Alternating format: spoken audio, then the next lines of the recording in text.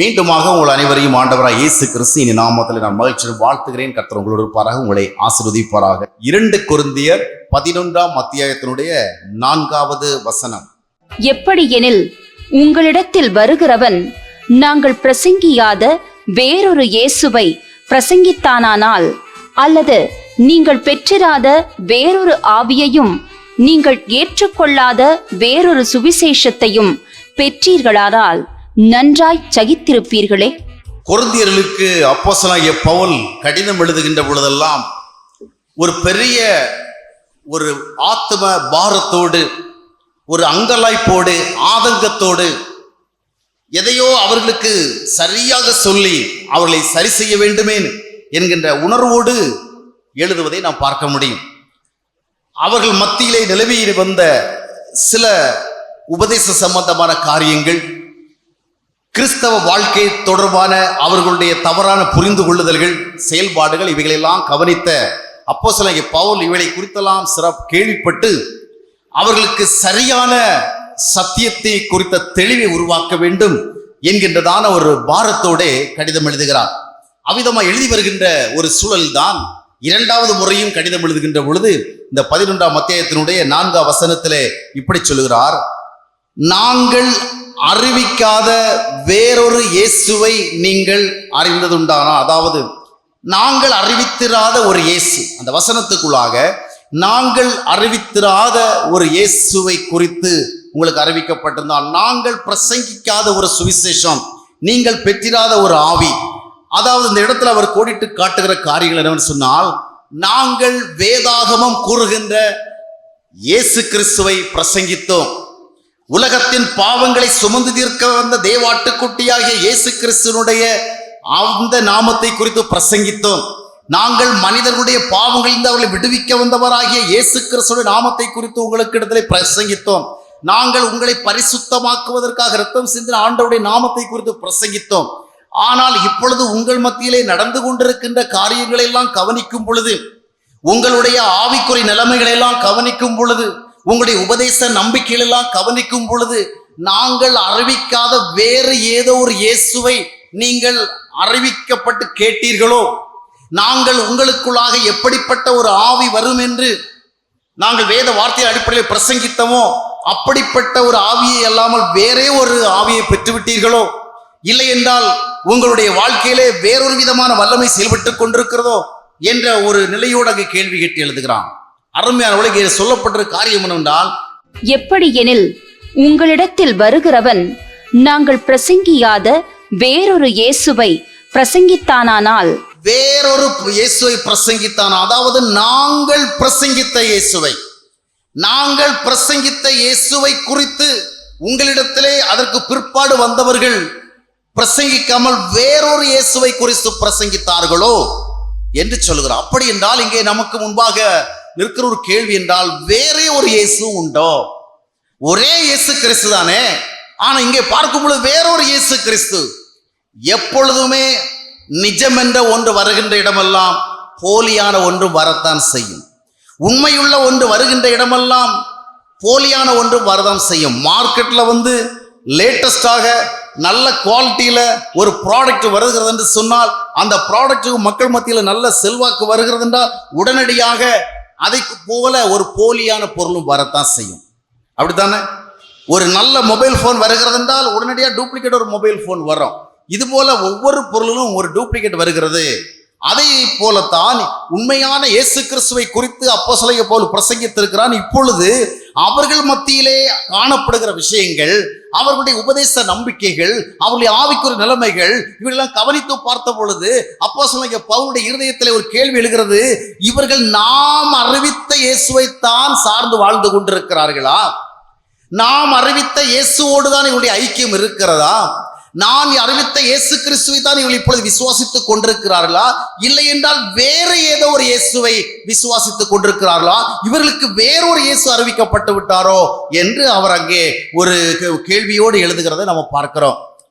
அருமையானவர்களே, இந்த கடைசி காலங்களிலே வாழ்ந்து கொண்டிருக்கிற நாம் நம்முடைய ஆவிக்குரிய நிலைமையை பரிசோதித்து பார்க்க அழைக்கப்படுகிறோம். இன்றைய தினம் இந்த கால வேளையிலே உங்களுக்கு முன்பாக வைக்கப்படுகிற 1-2 கேள்விகள் உண்டு. என்னவென்று சொன்னால், நீங்கள் விசுவாசிக்கின்ற இயேசு கிறிஸ்து உண்மையாக இந்த வேதம் கூறுகின்ற இயேசு கிறிஸ்து தானா?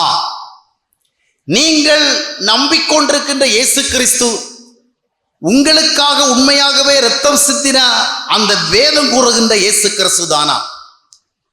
நீங்கள் ஐக்கியம் வைத்துக் கொண்டு உங்களோடு இருக்கிறவராக நீங்கள் நம்பிக்கொண்டிருக்கிற இயேசு கிறிஸ்து இந்த வேதம் கூறுகிற இயேசு கிறிஸ்து தானா? சுருங்க சொல்ல போனால், நீங்கள் உண்மையான இயேசு கிறிஸ்துவை அறிந்து வைத்திருக்கிறீர்களா? இல்லையென்றால் வேதம் கூறாத வேறு ஏதோ ஒரு இயேசு கிறிஸ்துவை அறிந்து வைத்துக் கொண்டு வாழ்கிறீர்களா? இந்த கேள்வி உங்களில் எத்தனை பேருக்கு பொருந்துகிறதோ, எத்தனை பேருக்கு தேவை எனக்கு தெரியவில்லை.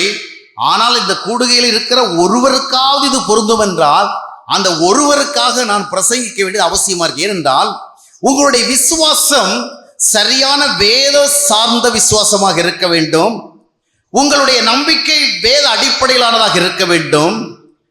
உங்களுடைய ஐக்கியம் உண்மையான இயேசு கிறிஸ்துவோடு இருக்க வேண்டும். இன்றைக்கு அநேகருடைய வாழ்க்கையை கவனித்து பார்க்கும் பொழுது, ஐயா ஆண்டவர் உங்க கூட இருக்கிறாரா அப்படின்னு கேட்டா, ஆமையா இருக்கிறாரு அப்படிதான் சொல்லுவாங்க. இயேசுநாதர் என்னோட இருக்கிறார், ஆண்டவர் என்னோடு இருக்கிறார், ஆண்டவரோடு நான் இருக்கிறேன் விதமாக ஒரு நம்பிக்கையாக பாசிட்டிவா சொல்லுவாங்க. ஆனால் அவ்விதமா சொல்லுகிற அநேகருடைய வாழ்க்கையை கவனித்து பார்க்கும் பொழுது அவர்களோடு இயேசு இருப்பதற்கான எந்த உண்மையான அறிகுறியும் இருப்பதில்லை. அவர்களிடத்துல இயேசு இருப்பதற்கான எந்த விதமான ஒரு வெளிப்பிரகாரமான ஒரு மகிமை வெளிப்படுகிறதும் இல்லை. இயேசு இருக்கிறாருங்கிற ஒரு நம்பிக்கையில நீண்ட காலமா ஆராதனை பண்ணிட்டு இருக்கிறாங்க, நீண்ட காலமா பைபிள் படிச்சுட்டு இருக்கிறாங்க, நீண்ட காலமா ஜெபம் பண்ணிட்டு இருக்கிறாங்க, நீண்ட காலமா இது போன்ற கூடுகைகளுக்கு வந்து போயிட்டு இருக்கிறாங்க, நிறைய காணிக்கைகள் எல்லாம் கொடுத்து கொண்டிருக்கிறாங்க, பல்வேறு விதமான பக்தி செயல்களை செய்து கொண்டிருக்கிறாங்க.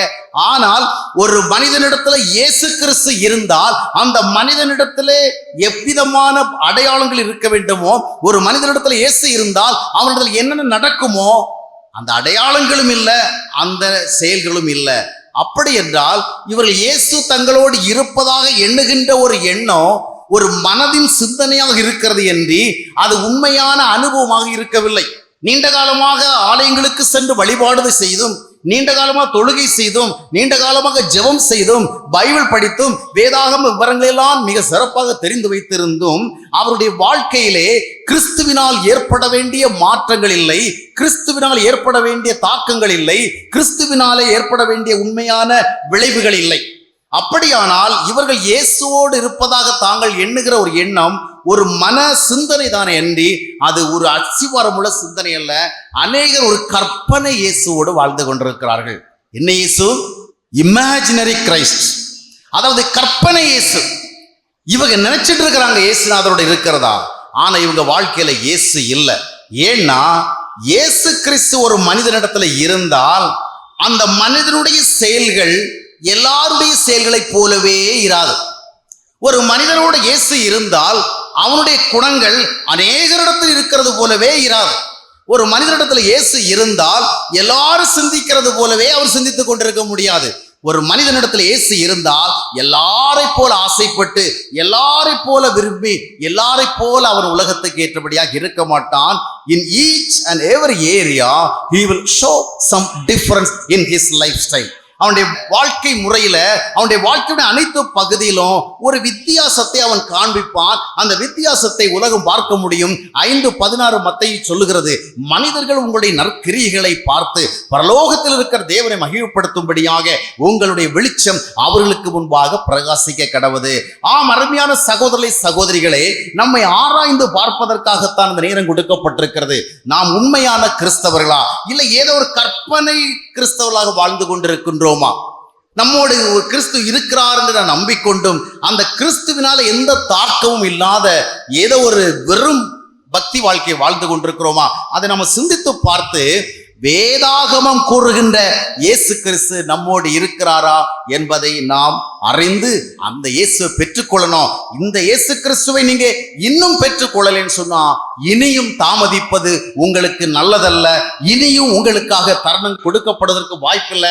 நீங்கள் இன்னும் மனம் திரும்பவில்லை என்றால், இன்னும் ரட்சிக்கப்படவில்லை என்றால், இன்னும் ஆண்டவருக்கு வாழ்க்கையை ஒப்பு கொடுக்கவில்லை என்றால், இல்லை என்றால் ஆண்டவருக்கு வாழ்க்கையை ஒப்பு கொடுத்திருக்கிறேன் என்று சொல்லியும் அந்த ஆண்டவரோடு இருப்பதனால் ஏற்பட வேண்டிய வாழ்க்கை மாற்றங்களும் சுபாவ மாற்றங்களும் இல்லை என்றால், இன்று உங்களை தாழ்த்தி கொண்டு ஆண்டவருக்கு ஆண்டவருக்கு உங்களை ஒப்பு கொடுப்பதற்கு ஆண்டவர் உங்களை அன்புடன் அழைக்கிறார். இந்த தருணம் இனி ஒரு முறை உங்களுக்கு கொடுக்கப்படுவது நிச்சயமல்ல, நிச்சயமல்ல, நிச்சயமல்ல.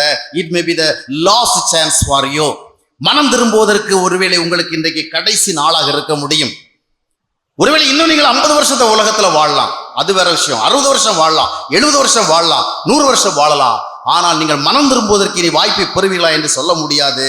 அது இதுவே கடைசி வேளையாக இருக்கும். எனவே ஒரு கற்பனை இயேசு கிறிஸ்துவோடு வாழாதபடிக்கு, ஏதோ ஆண்டவர் இருக்கிறார், அவர் என்ன பண்றார், என்ன செய்யறார், அதெல்லாம் எனக்கு தெரியாது, இருக்கிறார், அந்த மாதிரிப்பட்ட ஒரு நம்பிக்கை மட்டும் சார்ந்து கொண்டு வாழாதபடிக்கு வேதம் கூறுகிற இயேசுவை உண்மையாக நம்முடைய வாழ்க்கையில் அனுபவித்து பார்க்க வேண்டும்.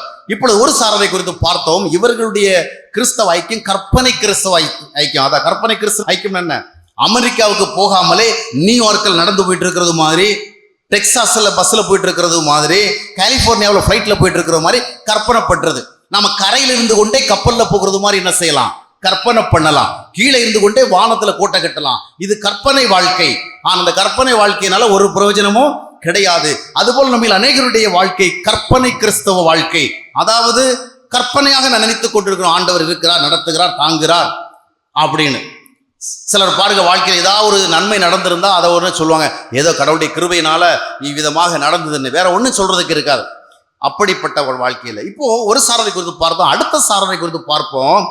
இந்த ஒரு குறிப்பிட்ட சாரரை பார்த்தீங்கன்னா இவர்களுடைய வாழ்க்கையில நிறைய வித்தியாசங்கள் இருக்கிறது. இவர்கள் ஆவியில் நிரம்புவதை தங்களுக்குள் உணர்கிறார்கள். நல்லா கவனிக்கணும். இவர்கள் தங்களுக்குள் ஒரு அபிஷேகம் செயல்படுவதை கவனிக்கிறார்கள். இவர்கள் ஜெபிக்கும் பொழுதும், துதிக்கும் பொழுதும், ஆராதிக்கும் பொழுதும் வழக்கத்திற்கு அதிகமாக ஒரு பெரிய சத்தம் தங்களிடத்திலிருந்து வெளியே வருவதை உணர்கிறார்கள். ஆண்டவருடைய நாமத்தை சொல்லுகின்ற பொழுதும், ஆண்டவருடைய நாமத்தை கேட்கின்ற பொழுதும் உடனடியாக இவர்களுக்குள்ளிருந்து ஒரு வேகம் புறப்பட்டு வருகின்றது. உடனடியாக இவர்கள் கைகளை உயர்த்த ஆரம்பிக்கிறார்கள், அசைக்க ஆரம்பிக்கிறார்கள், உடனடியாக ஒரு பெரிய முக்கியத்துவத்தை கொடுக்க ஆரம்பிக்கிறார்கள். இவர்களுக்கு தீர்க்க தரிசனம் உரைக்க முடிகிறது. சில நேரம் சொப்பனங்களில் இயேசு கிறிஸ்து தோன்றுகிறார். சில நேரத்தில் ஆவியின் வெளிப்பாடு வருகிறது. இந்த பிரசங்கியார் இன்னைக்கு வருவாரா வரமாட்டாரா அப்படி யோசிக்கிறவர்கள் ஆவியின் வெளிப்பாடு உடனே சொல்லுகிறாள், அவர் என்னை வரதுக்கு வாய்ப்பில்லை. ஏன், எப்படி தெரியும் உங்களுக்கு?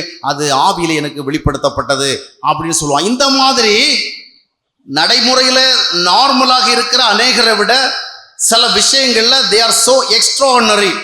இவர்கள் ஆவியில் நிரம்புகிறார்கள், அபிஷேகத்தை உணர்கிறார்கள், அவ்வப்பொழுது அந்நிய பாஷையிலும் நன்றாக துதிக்கிறார்கள், ஆராதிக்கிறார்கள்.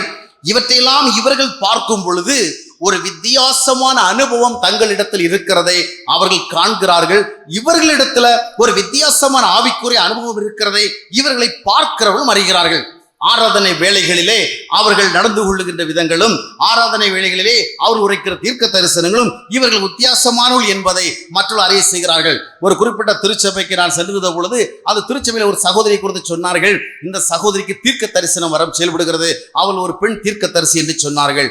ஆனால் அதை சொல்வதற்கு அடிப்படை காரணமாக இருந்தது என்னவென்று சொன்னால், அந்த போதகர் ஆராதனை நடத்தி முடிந்த உடனேயே இவர்கள் அந்நிய பாஷை போன்ற 1-2 வார்த்தை தான், அதிகம் கூட வராது, அவ்விதமாக 4 வார்த்தைகளை சொல்லிவிட்டு வேதாகமத்தில் இருக்கிற ஏசாயாவிலிருந்து எசேக்கியாவிலிருந்து ஒரு வசனத்தை சொல்லுவார்கள். ஏதாவது ஒரு வசனம், நான் உன்னை விலகுவதுமில்லை, உன்னை கைவிடுவதுமில்லை, பயப்படாதே, நான் உன்னோடு இருக்கிறேன், இப்படி ஏதாவது ஒரு வசனம் சொல்லுவாங்க. இதுதான் அந்த திருச்சபைக்கு தீர்க்க தரிசனம். ஆனா அதுக்கப்புறமா இந்த அம்மா எப்படி வாழ்றாங்க, எப்படி பேசுறாங்க, எப்படி நடக்கிறாங்க, எப்படி இவங்களுடைய சுபாவம் இருக்குது, எப்படி இவங்களுடைய மனநிலை இருக்கிறது, இதையெல்லாம் கவனிச்சு பார்த்தா இவங்க ஒரு தீர்க்க தரிசனம் உரைச்சதுக்கும் இவங்களுடைய வாழ்க்கை முறைக்கும் சம்பந்தம் இல்லை. நல்லா கவனிக்கிறீங்களா? இப்போ கற்பனை கிறிஸ்தவர்களை குறித்து நம்ம பார்த்தோம். இப்போ அடுத்த செக்ஷன்ல இருக்கிற கிறிஸ்தவங்க என்னன்னு சொன்னா, இவங்க ஆவியில நிரம்புற கிறிஸ்தவர்கள், அபிஷேகத்தில் நிரம்புற கிறிஸ்தவங்கள், அந்நிய பாஷையில பேசுகிற கிறிஸ்தவங்கள், தங்களுக்குள் ஏதோ ஒரு வல்லமை செயல்படுகிறதை தங்களுக்குள்ளே உணர்கிற கிறிஸ்தவர்கள். இரவிலே தூங்க சென்றால் அவர்களுக்கு ஏராளமான கனவுகள், அடிக்கடி பரலோகத்திற்கு போவது கனவுகள், நரகத்துக்கு போற கனவுகள், இப்படி எல்லாம் வருகிறது. இவ்விதமான காரியங்கள் இருக்கின்ற பொழுது எந்த ஒரு மனிதனும் தன்னை குறித்து என்ன நினைப்பான்? ஆண்டவர் என்னோடு இருக்கிறார் நினைப்பாரா, நினைக்க மாட்டாங்களா? இப்போ இந்த மாதிரி அனுபவங்கள் எல்லாம் இருக்கிற வேளையில அந்த அனுபவங்களை உடையவரும் என்ன நினைப்பார் என்றால், இவர் நான் ஒரு நல்ல அனுபவத்தில் இருக்கிறேன், ஆவிக்குரிய நிலைமையில நான் ஒரு உச்சகட்ட அனுபவத்தில் இருக்கிறேன், இயேசு கிறிஸ்து என்னோட இருக்கிறார். ஆனால் இவ்வளவு அனுபவங்களை உடைய அவரிடத்திலே அவருடைய சுபாவங்களை கவனிக்க நேரிடுகின்ற பொழுது, நல்லா கவனிங்க, இன்னைக்கு நிறைய பேருக்கு இந்த ஏரியாவில் தான் ஒரு மைண்ட்ல ஒரு இன்ட்ரெஸ்டே கிடையாது. சுபாவம், குணம், தன்மை இந்த மாதிரி சமாச்சாரங்களை பேச போகிற வேளையிலேயே நிறைய பேர் உடனே மனசுக்குள்ள ஒரு முடிவு பண்றாங்க, இதெல்லாம் நம்ம ரொம்ப வருஷமா கேட்டு இருக்கிறோம், அதெல்லாம் ஒன்றும் மாறாது, இருக்கிற சுபாவம் தான் மனுஷனுக்கு இருக்கும், இருக்கிற குணம் தான் இருக்கும். இல்லை அருமையானவர்களே, நம்முடைய கிறிஸ்தவ வாழ்க்கையினுடைய மிக முக்கியமான அடையாளமே நம்முடைய சுபாவங்கள் தான். உங்களுடைய சுபாவங்கள் கிறிஸ்துவை பிரதிபலிக்கவில்லை என்றால் நாம் கிறிஸ்தவர்கள் என்று எண்ணுவதே உண்மையாக இருக்க வாய்ப்பில்லை. இப்போ இவர்களுக்கு இவ்விதமான நிறைய ஆவிக்குரிய அனுபவம் எல்லாம் இருக்குது. ஆனால் சுபாவங்களை பார்க்கும் பொழுது அன்பை பார்ப்பது கடினமாக இருக்கிறது, தாழ்மையை பார்ப்பது கடினமாக இருக்கிறது, உண்மையை பார்ப்பது கடினமாக இருக்கிறது, நேர்மையை பார்ப்பது கடினமாக இருக்கிறது. நான் நிறைய ஊழியக்காரங்களை பார்த்துருக்கிறேன். அவங்க ஆராதனை நடத்துகிற பொழுது ஏறக்குறைய பாதி பரலோகத்தையே கீழே கொண்டு வந்துடுறாங்க, மீதி பரலோகத்தை தான் அங்க போய் பார்க்கணும். இவருடைய ஆராதனை வேலை, இவர் அபிஷேகத்துல நிரம்பி ஆராதனை நடத்துகிற வேலை ஏறக்குறைய பாதி பரலோகத்தை எங்க கொண்டாந்துச்சு, பரலோக மகிமை பரம எரிசலேம் என்ன செய்கிறது, இங்க பாதி இறங்கி வந்துச்சு. அந்த அளவிற்கு இவருடைய வார்த்தைகளும் வசனங்களும் அவருடைய பாவனைகளும் எல்லாம் இருக்குது. இவர் பேசுகிற வார்த்தைகளை பார்த்து, இவர் ஆராதனை நடத்துகிற விதத்தை பார்த்து கூடியிருக்கிற ஜனங்களும் நம்ம கண்ணுக்கு தெரியுது தரலையோ, அவர் கண்ணுக்கு நல்லாவே தெரியுது பரலோகம் இங்க வந்தாச்சு. அதனால நம்ம கண்ணால பார்க்க முடியாட்டாலும் அதை நம்ம கற்பனை பண்ணிக்கிட்டா சந்தோஷமா இருப்போம்னு சொல்லிட்டு எல்லாரும் ஆர்ப்பரிப்பாங்க, ஆரவாரம் பண்ணுவாங்க. அவ்வளவு பரலோகத்தையே கீழே இறங்கி வர செய்த இந்த பாஸ்டர், இந்த ஊழியக்காரரு அடுத்த கட்டத்துல போய் ஜனங்களிடத்துல பேசுகிறவங்கள பார்த்தீங்கன்னா 10 வார்த்தை பேசினா அதுல 7 வார்த்தை போய், தான் பார்க்காததை பார்த்தது போல சொல்லுவார், கேட்காததை கேட்கிட்டது போல சொல்லுவார். நான் இதை இப்படி உணர்ந்தேன், சிந்தித்தேன், இதை நிதானித்தேன், அப்படிலாம் சொல்லுகிற வழக்கமே கிடையாது. இன்றைய தினத்திலும் உங்கள் மத்தியிலே வருவதற்கு முன்பாக உங்களுக்கு என்ன பிரசங்கிக்க வேண்டும் என்ற சிந்தனையோடு இருந்த பொழுது ஆண்டவர் எனக்கு முன்பாக வந்து என்று சொன்னார், மகனே இந்த பகுதியை நீ திறந்து வாசி, அப்படி சொன்னார். வாசித்தேன். இந்த மாதிரி ஒரு எக்ஸ்ட்ரா எஃபெக்ட் கொடுத்து தான் பேசுவார். ஏன்னா இந்த மாதிரி எஃபெக்ட் கொடுத்து பேசினாதான் நம்ம ஆளுகளுக்கு ஒரு திரில் வரும். சாதாரணமா இப்படி எழுதப்பட்டிருக்கு, இப்படி எழுதப்பட்டிருக்கிறது, அப்படி எழுதப்பட்டிருக்கு சொன்னால நம்ம ஆளுகளுக்கு ஒரு தூண்டுதல் வரா. அதற்கு பதிலா இதோ கர்த்தர் இப்படி காண்பிக்கிறார், அப்படி காண்பிக்கிறார், இப்படி சொல்லுகிறார், அப்படி சொல்லுகிறார், காலையில சொன்னார், மாலையில சொன்னார். அதிக இரவிலே நாம் தூங்கி கொண்டிருந்த பொழுது ஆண்டவர் எழும்ப சொன்னார். நான் எழுந்தேன், உன்னுடைய வேதாகம் எங்கே என்று கேட்டார். நான் வேதாகம் எங்கே இருக்கிறேனே, எடுத்து வா என்றா, நான் எடுத்து வந்தேன். திற என்றா, நான் திறந்தேன். படி என்றா, நான் படித்தேன். இதை பேசு என்றா, நான் உங்களோடு பேசுகிறேன். இந்த மாதிரி சொன்னவன நம்ம ஆளுகளுக்கு தான் சோத்திரம் ஆண்டவரே, ஹல்லேலூயா ஹல்லேலூயா. ஆனா அதுக்கு பிறகு இந்த மனுஷன் பேசுகிற வார்த்தைகள்ல எத்தனை உண்மை எத்தனை பொய் கவனிச்சு பார்த்தீங்கன்னா உண்மையை எப்போவாவது ஒரு முறை தான் கேட்க முடியும். இன்னைக்கு அநேக ஊழியக்காரங்க கூட உண்மையை பேசுறாங்கன்னா அது கூட ஒரு பை மிஸ்டேக் தான், வேணும்னு பேசுறதில்ல, எதர்ச்சியா பேசிடுவாங்க. வாயை திறந்த நிறைய பொய், சொல்லுகிற வார்த்தைகளை உண்மை இல்லை. இயேசுநாதர் நேரடியா பார்த்தேன், பேசினேன், பழகினேன். அவர் அருகால உட்கார்ந்தார், காலையில வந்தார், மாலையில வந்து ஐயோ இவங்க சொல்றத பார்க்கும் பொழுது இயேசுநாதர் இந்த நாட்கள்ல எவ்வளவு சீப்பா போயிட்டார் தெரியுமா.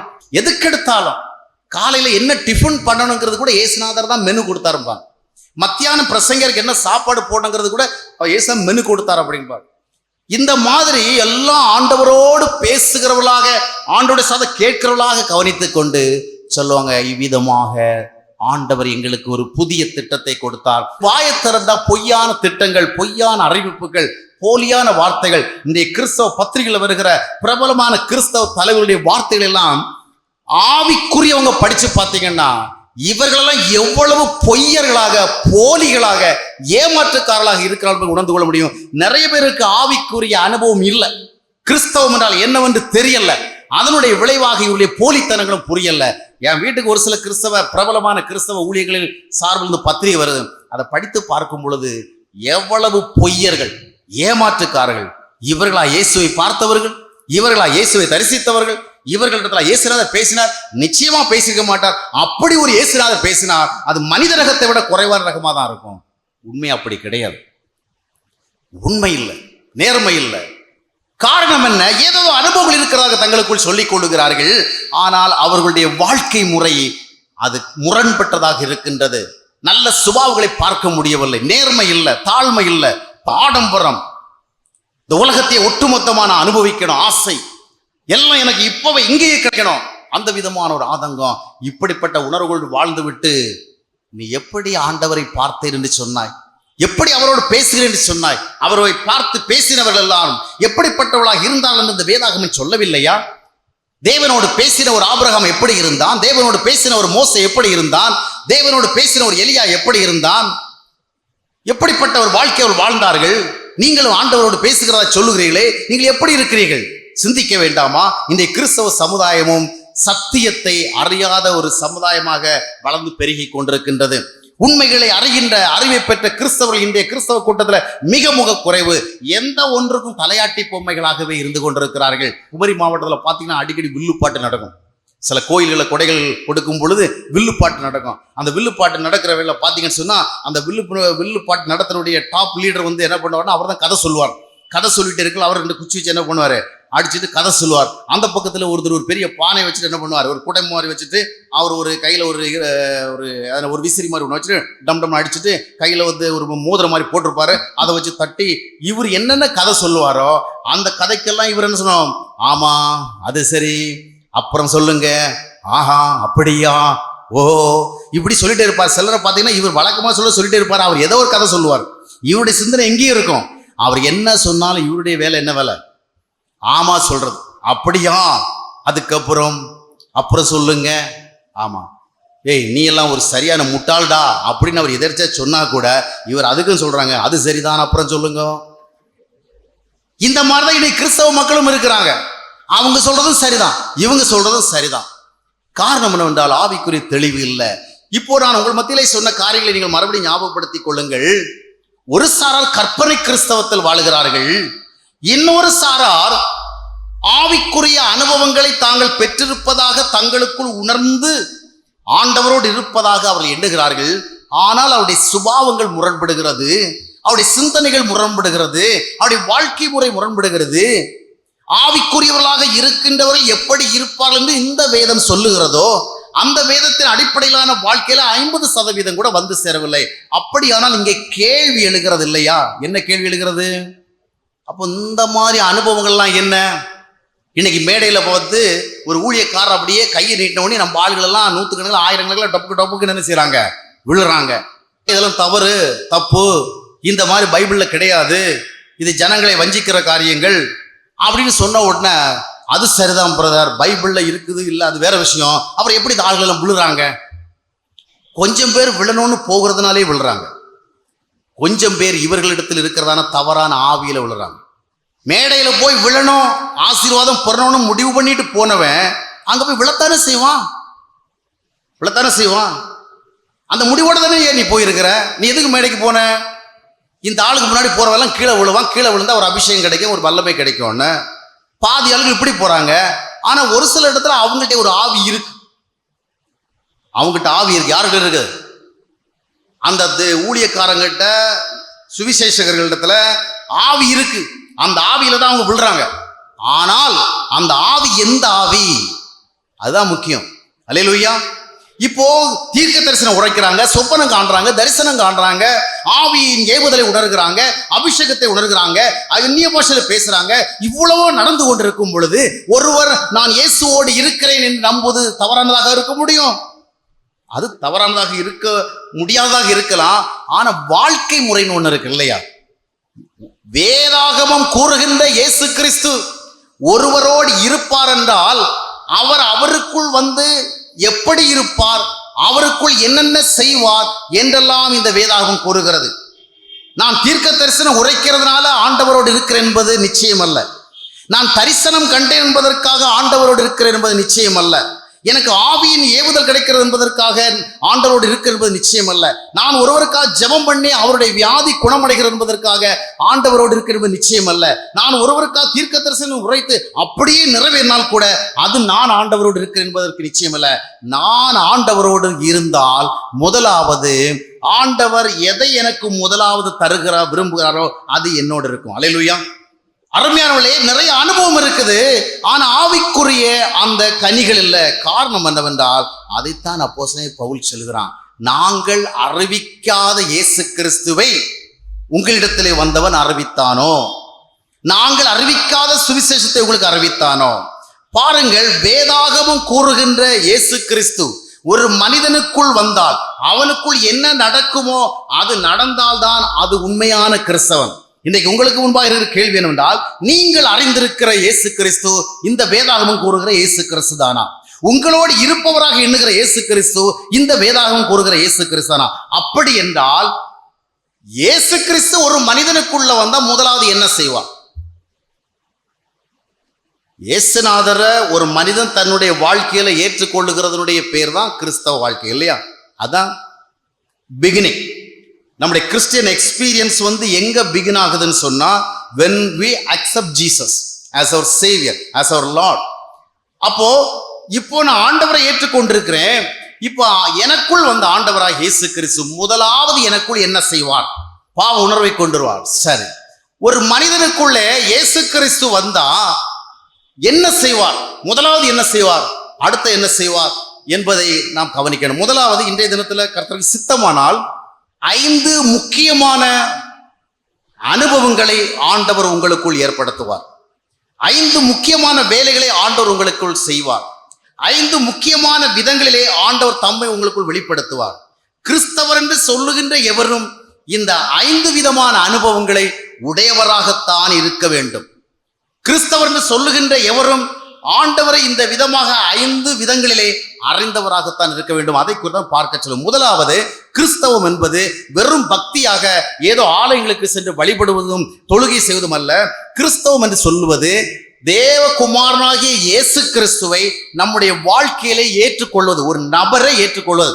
யோவான் எழுதின சுவிசேஷம் 1ஆம் அத்தியாயம் 12ஆம் வசனம் சொல்லுகின்றது, அவருடைய நாமத்தின் மேல் விசுவாசம் உள்ளவர்களாக அவரை ஏற்றுக்கொண்டவர்கள் எத்தனை பேர்களோ.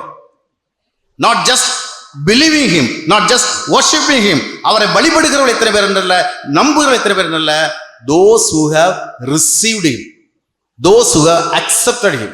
ஆண்டவரை பெற்றுக்கொள்கிறது. அப்போ கிறிஸ்தவம்னா ஆண்டவரை பெற்றுக்கொள்கிறது.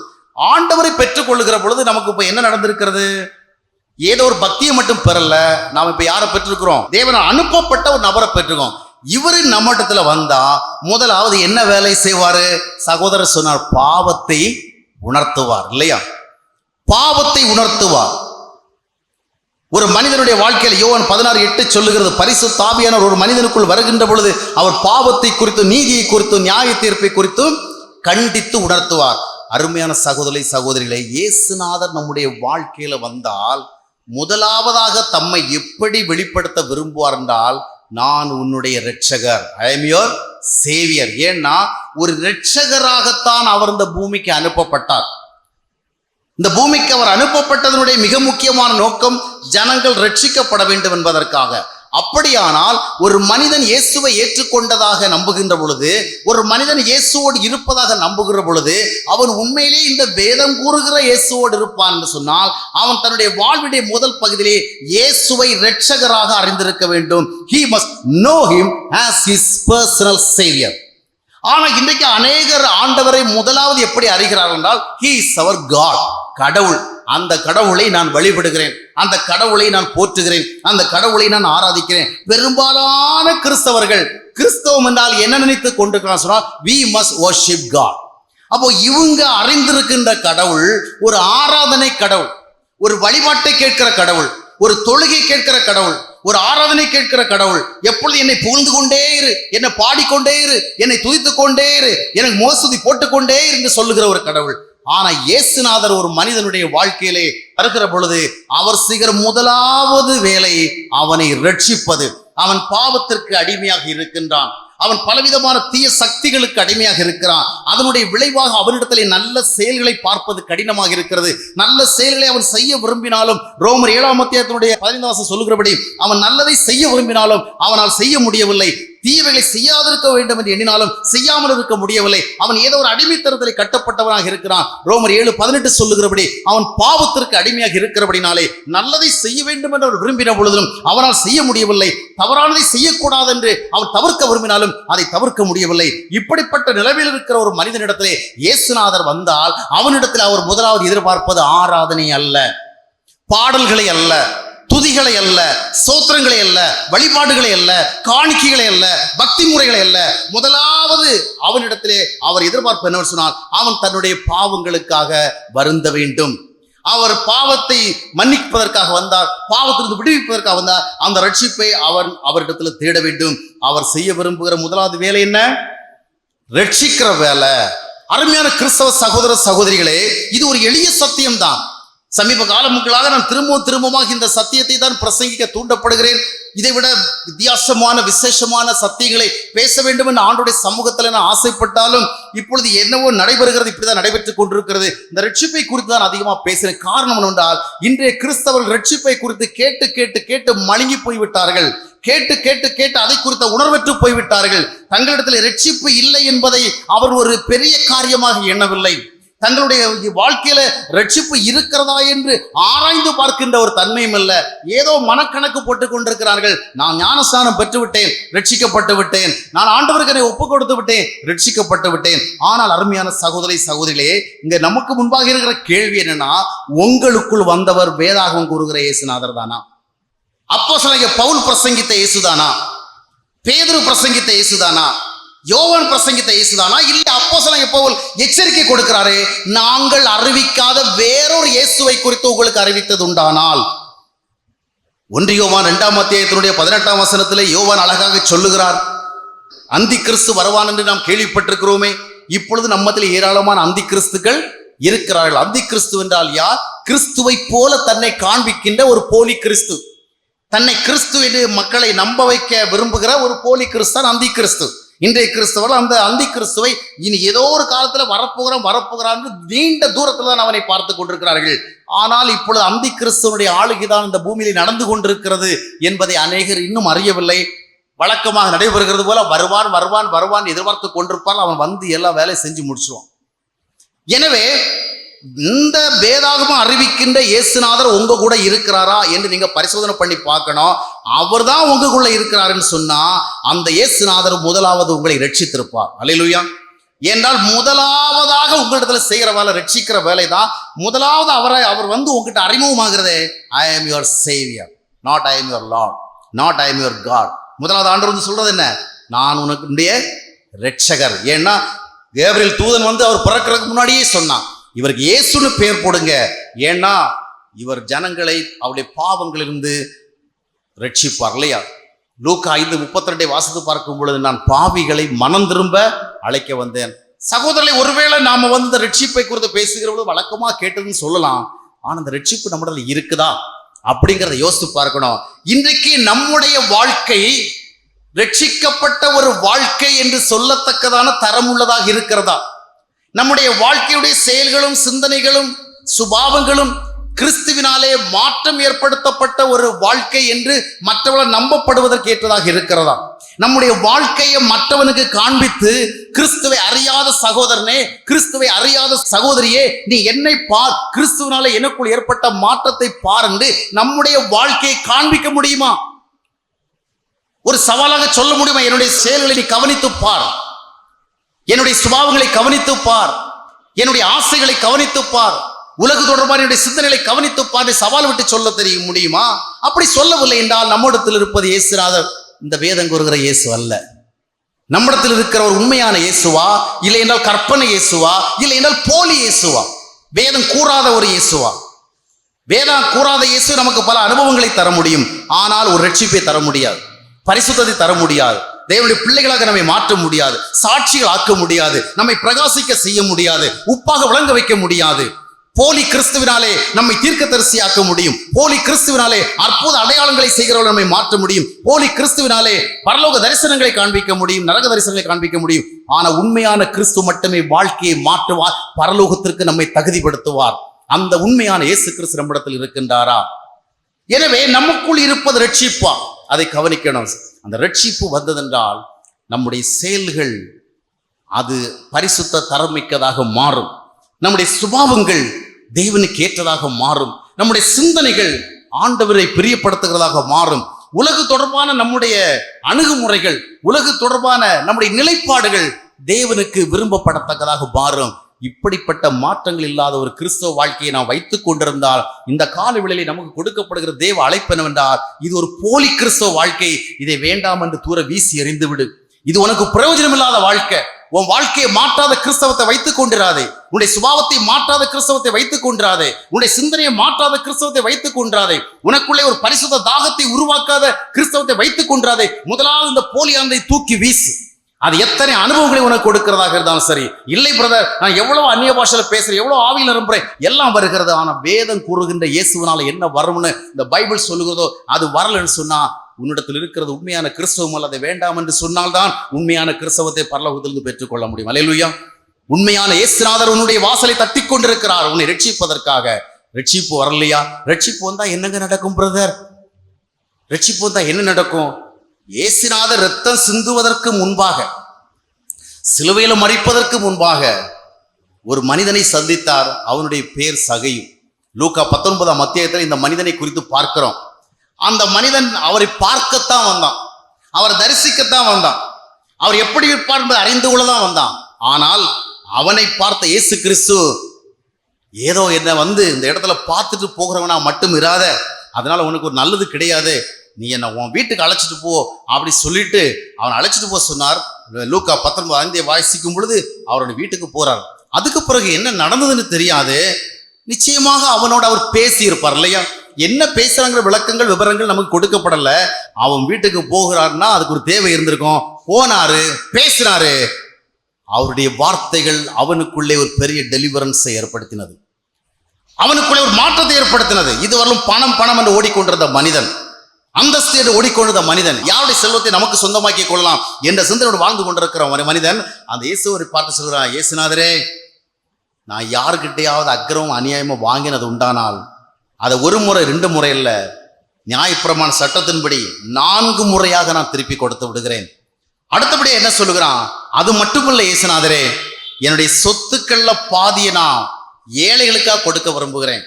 இந்த 2 விதமான தீர்மானங்கள் மூலமாக அவன் 2 காரியங்களை சொல்லுகிறான். ஒன்று, now I am willing to change my lifestyle, என்னுடைய வாழ்க்கை முறையை மாற்ற விரும்புகிறேன். I want to set right the things before you, நான் உமக்கு முன்பாக என்னுடைய காரியங்களை சரி செய்ய விரும்புகிறேன். இன்னொன்று, I want to make others happy, மற்றவங்களை சந்தோஷப்படுத்த போறேன். ஒரு ரட்சிக்கப்பட்ட ஒரு மனிதனுடைய இருதயத்துக்குள்ள தன்னை சரி செய்து கொள்ளுகிற ஒரு வாஞ்சை இருக்கும். தன்னுடைய தவறான சுபாவங்களை அவன் நியாயப்படுத்த மாட்டான், தன்னுடைய பொல்லாத சுபாவங்களை அவன் நியாயப்படுத்த மாட்டான். இதுல என்ன தவறு இருக்குது, இதுல என்ன தப்பு இருக்குது, இதை யார் செய்யல, இவங்க செய்யலையா, அவங்க செய்யல, நான் மட்டும்தான் செய்தனா அப்படின்னு நியாயப்படுத்த மாட்டான். இது தவறு அப்படி சொல்றவல்ல, அந்த தவறுக்காக அவன் மனம் வசந்து அழுவான், மனம் வருந்துவான். ஏன்னா தவறை தவறாக பார்க்கிற ஒரு ஆவிக்குரிய மனப்பக்குவம் அவனுக்கு இருக்கும். அதான் ரட்சிப்பின் அனுபவம். ரட்சிக்கப்பட்ட மனிதன் தன்னுடைய வாழ்க்கையை சரி செய்திருப்பான், தன்னுடைய சுபாவங்களை சரி செய்திருப்பான், தன்னுடைய செயல்களை சரி செய்திருப்பான். சகைவிடத்திலே அந்த அனுபவம் வந்தது. அதனால்தான் தொடர்ந்து ஆண்டவர் பேசுகிற பொழுது, இன்று இந்த வீட்டிற்கு ரட்சிப்பு வந்தது. அப்போ ரட்சிப்பு வந்தன்னு ஏன் சொல்றாரு? அந்த ரட்சிப்பு வந்ததுனால ஒரு மனுஷன், கடினமான மனதை வைத்துக் கொண்ட ஒரு மனுஷன் இப்ப தன்னை சரி செய்யறதுக்கு முன் வருகிறான். இன்னைக்கு நாம் சரி செய்கிறோமா? போதனைகளை கேட்கிறோம், போதகங்களை கேட்கிறோம், உபதேசங்களை கேட்கிறோம். ஒரு காரியம் தவறுன்னு சொல்லப்படுகிற பொழுது அதை எப்படியாயிலும் சரி என்று காண்பிப்பதற்கு வழி இருக்கிறதா அப்படின்னு நம்ம யோசித்து பார்க்கிறோம். இவர் தப்புன்னு சொன்னதை சரின்னு சொல்றதுக்கு பைபிள்ல நமக்கு ஏதாவது வசனம் கிடைக்குதா அப்படின்னு நம்ம யோசித்து பார்க்கிறோம். என்றைக்கு நாம தவறை தவறு ஒத்துக்கொள்ளுகிறோமோ, தப்புன்னா தப்புன்னு நம்ம சம்மதிக்கிறோமோ, அப்பொழுது நம்ம சரி செய்ய முடியும். அதான் ரட்சிப்பின் அனுபவம். ரட்சிக்கப்பட்ட ஒரு மனிதன் தன்னை சரி செய்திருப்பான், தன்னை சரி செய்து கொண்டே இருப்பான். அவன் வாழ்நாள் முழுவதும் தன்னை சரி செய்து கொள்வதற்கு கொடுக்கப்படுகிற ஒவ்வொரு தூண்டுதல்களையும், ஒவ்வொரு ஏவுதல்களையும் அவன் வீணாக்காதபடிக்கு அவன் பயன்படுத்திக் கொள்ளுவான். அவன் ஒரு சுய கௌரவத்திற்காக, தன்னை யாரும் தாழ்வாக எண்ணிவிடக் கூடாது என்பதற்காக தன்னுடைய தவறை நியாயப்படுத்த மாட்டான். தவறு என்று காண்பிக்கப்படுறது, S I have committed this mistake, I am so sorry அப்படின்னு சொல்லுவான். அதான் ரட்சிப்பினுடைய அடையாளம். இந்த தவறை உணர்கிற மனப்பக்குவம் நமக்கு இருக்கிறதா? இன்றைக்கு அநேகருடைய வாழ்க்கை, அன்றைக்கு இயேசுநாதர் பேசுறவங்கள கல்லை தூக்கி அடிக்க போனா, இன்றைய கிறிஸ்தவர்கள் கல்லை தூக்கி நேரடி அடிக்கிறது இல்லை, ஆனா மனசுக்குள்ள அதை யோசிக்கிறாங்க. நிறைய பேர் கல்லை தூக்கி அடிக்கிறது இல்லை, வேறு வழிகளை யோசிக்கிறாங்க. இவனை எந்த கல்லால் அடித்து கீழே தள்ளலாம் அப்படின்ட்டு. ஏன்றால் உண்மைகளை ஏற்றுக்கொள்கிற மனப்பக்குவம் இல்லை. ஆனா சகைவு தன்னை சரி செய்து கொண்டான். அது மட்டுமல்ல, அடுத்தபடி என்ன சொல்லுகிறான்? என்னுடைய சொத்துல பாதிய நான் ஏழைகளுக்கு கொடுக்கிறேன். ஏன்னா அவனுக்கு அந்த ரட்சிப்பின் மூலமாக, இயேசு கிறிஸ்துவினுடைய வார்த்தைகள் மூலமாக இருதயத்துக்குள் கிடைத்த ஒரு விடுதலை ஒரு பெரிய சந்தோஷத்தை உருவாக்கினது. அந்த சந்தோஷத்தை தான் மற்றவங்களுக்கும் கொடுக்கணும்னு ஆசைப்பட்டான். இந்த சந்தோஷத்துடைய பிரதிபலிப்பை மற்றவங்க பார்க்கணும்னு சொல்லி சொத்துல பாதியை மற்றவங்களுக்கு கொடுக்கறதுக்கு அவன் முன் வந்தான். அதுதான் பகிர்ந்து கொள்ளுகிறான்.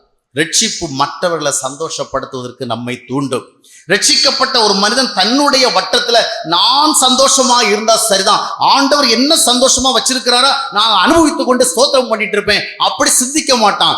என்னை ஆண்டவர் சந்தோஷமா வச்சிருக்கிறாரா, நான் 4 பேரை சந்தோஷமா வைக்கணும், நான் 4 பேருக்கு பிரயோஜனம் உள்ளவனா இருக்கணும், அதுக்காக என் சொத்துல பாதி போனாலும் பரவாயில்லை. இப்ப நம்பாளர்கள் எப்படி சிந்திக்கிறான்னா, இன்னும் ஆண்டவர் எனக்கு ஏதாவது கொஞ்சம் அடிஷனலா தருவாரா, 10 ஏக்கர் ஏற்கனவே இருக்குது, இயேசுநாதரை ஏற்றுக்கொண்டதுனால இன்னும் 1 ஏக்கர் வாங்க முடியுமா, ஏன்னா இயேசுநாதரை ஏற்றுக்கொண்டு நிறைய கிடைக்கணும்னு சொல்லப்பட்டிருக்கிறது. இயேசுநாதருக்காக 5 ஏக்கரை இழக்கிறதுக்கு எத்தனை பேர் ரெடியா இருக்கிறாங்க? இயேசுநாதரை ஏற்றுக்கொண்ட பிறகுதான் பிரதர் ஒரு சின்ன கடை நடத்தி கொண்டிருந்த நான் பெரிய கடை நடத்துகிறேன், இயேசுநாதரை ஏற்றுக்கொண்ட பிறகுதான் பிரதர் வாடகை வீடு சொந்த வீடு வந்தேன். இப்படி கிடைக்கிறதை குறித்த சாட்சிகள் இருக்கிறதை ஒழிய இழப்பை குறித்த சாட்சிகள் இல்லை. 10 ஏக்கர் இருந்து பிரதர் ஆண்டவரை ஏற்றுக்கொண்டதுனால 5 ஏக்கர் நான் என்ன செஞ்சுட்டேன், கொடுத்துட்டேன். இயேசுநாதர்கிட்ட ஒருத்தன் வந்தான், நித்திய வாழ்வுக்கு என்ன விலைன்னு கேட்டான். What's a price for eternal life. அவர் என்ன சொன்னார், முதல்ல உன் சொத்தை எல்லாம் விற்று ஏழைகளுக்கு கொடுப்பா, ஒன்றும் இல்லாத எம்டி எங்க வா, ஒன்றும் இங்கே கொண்டு வர வேண்டானார் இல்லையா. அவன் எதையாவது கொடுத்து ஏதோ அடிஷனலாக வாங்க முடியுமான்னு பார்த்தான். ஒரு வியாபார ரீதியான ஒரு சிந்தனை. அருமையில இந்திய கிறிஸ்தவர் வாங்குறதெல்லாம் சந்தோஷத்தை பார்க்குறாங்க. இயேசு கொடுத்தார் கொடுத்தார் கொடுத்தார் கொடுத்தார், பெற்றேன் பெற்றேன் பெற்றேன், இதுதான் மகிழ்ச்சியை ஒழிய இயேசுநாதரை நான் பெற்றுக்கொண்டதுனால மற்றவங்களுக்கு நான் கொடுத்தேன் அப்படிங்கிற சந்தோஷத்தை அனுபவிக்க முடியவே இல்லை. இன்னைக்கு நான் அநேக பார்த்துருக்கிறேன், ஆதியிலிருந்தே கிறிஸ்தவங்க தான், ஆதியிலிருந்தே ஆவிக்குரிய அனுபவம் தான், அற்பமான நிலைமையிலிருந்து எவ்வளோ நிலைமையில வந்திருக்கிறாங்க. ஆனால் ஒரு 5 ரூபாவை மற்றவங்களுக்கு எடுத்து கொடுக்கறதுக்கு 50 முறை யோசிப்பாங்க. இப்போ 5 ரூபாவை கையில் வச்சிருக்கிறதா இப்போ யோசித்து ஒரு 50 வருஷத்துக்கு முன்னாடி 5 ரூபாவை எப்படி அவங்க பார்த்தாங்க அது மாதிரி பார்ப்பாங்க. இப்போ கோடிக்கணக்கில் வச்சிருக்கிறாங்க. ஆனால் இப்போ 5 ரூபாய் எந்த வேல்யூவில் பார்க்குறாங்க. இந்த அமெரிக்காவுக்கு, பிரான்ஸுக்கு, ஜெர்மனிக்கு எல்லாம் போகிற ஆளுகளுக்கு ஒரு பிரச்சனை என்னன்னு சொன்னால், அங்கே உள்ள ஹீரோவை அங்கே உள்ள ஸ்டாண்டர்ட் படி கால்குலேட் பண்ண மாட்டாங்க. ஒரு ஹீரோக்கு ஒரு பொருளை கொடுத்து சொன்னால் உடனே மனசுக்குள்ள ஒரு கால்குலேட் போட்டு கணக்கு போட, இந்திய மதிப்பு எவ்வளவு, ஒரு டாலருக்கு இந்தியாவில் 60 ரூபாய் கிடைக்குது, ஒரு ஹீரோவுக்கு 80 ரூபாய் அதிகமாக கிடைக்குது, அந்த மாதிரி கணக்கு போட்டு தான் வாழ்வாங்களே ஒழிய தங்களது இருக்கிறதனுடைய அளவில் சிந்திக்கிறதுல. அருமையானுடைய ரட்சிப்பு நமக்குள்ள வருகின்ற பொழுது நம்மை சரி செய்கிற மனப்பக்குவம் வருகிறது. வாழ்க்கையினுடைய ஒவ்வொரு பகுதியிலும் நாம் மதிக்கின்ற வரையிலும் நம்மை சரி செய்து கொண்டே இருக்க வேண்டிய தேவைகள் உண்டு. என்னுடைய வாழ்க்கையில நான் ரட்சிக்கப்பட்ட 2ஆம் வருஷம் நினைச்சேன், இனி என்னுடைய வாழ்க்கையில விட்டு விடுறதுக்கு ஒண்ணுமே இருக்கல, நான் ரொம்ப பெர்ஃபெக்ட் ஆயிட்டேன், என் வாழ்க்கையில இதை விட இனி நான் சரியாக முடியாது, அவ்வளவு பரிசுத்தவானாகி விட்டேன் என்று. ஆனால் ஏறக்குறை 20-25 ஆண்டுகள் ஆகிவிட்டது. இப்பொழுது நான் அதை திரும்பி பார்க்கும் பொழுது எவ்வளவோ காரியங்களை விட்டுவிட வேண்டியது இருந்திருக்கிறது, எவ்வளவோ சிந்தனைகளை, எவ்வளவோ எண்ணங்களை, எவ்வளவோ சுபாவங்களை, எவ்வளவோ மனநிலைகளை விட்டுவிட வேண்டியிருக்கிறது. ஒவ்வொரு நாள் வாழுகிற பொழுதும் ஏதோ ஒன்றை விட்டு தான் வாழ வேண்டியதா இருக்கிறது. ஆண்டவரை ஏற்றுக்கொள்கிற பொழுது ஆண்டவர் நம்மை சரி செய்கிறார். நீங்கள் வேதாகமம் கூறுகின்ற இயேசு கிறிஸ்துவை விசுவாசிக்கிறவளாக இருந்தால், வேதாகமம் கூறுகின்ற இயேசுவை ஏற்றுக்கொண்டவளாக இருந்தால், வேதாகமம் கூறுகின்ற இயேசுதான் உங்களோடு இருந்தால் உங்களை அவர் ரட்சித்திருப்பார். முதலாவது உங்களுக்கு முன்பாக அவர் வழிபாடு விரும்புகிற ஒரு ஆண்டவராக அல்ல, உங்களை ரட்சிக்கிற ஒரு ரட்சகராக வெளிப்பட்டிருப்பார். அந்த ரட்சிப்பு உங்களுக்குள் வந்திருக்கும், உங்கள் வாழ்க்கை மாறி இருக்கும். அந்த வாழ்க்கை மாற்றத்தினாலே அநேகருடைய வாழ்விற்கு நல்ல ஆசீர்வாதம் கிடைத்திருக்கும். அப்படிப்பட்ட அனுபவங்கள் நமக்கு உண்டா என்பதை ஆராய்ந்து பார்த்து, நமக்குள் இருப்பது வேதம் கூறுகின்ற இயேசுவா, இல்லை ஒரு கற்பனை இயேசுவா, இல்லை போலி இயேசுவா என்பதை அறிவோம். உண்மையான இயேசுவை பெற்றுக்கொள்வதற்கு எவ்விதமாக நம்மை ஆராய்ந்து பார்க்க வேண்டுமோ அவ்விதம் ஆராய்ந்து பார்த்து நம்மை அர்ப்பணிப்போம்.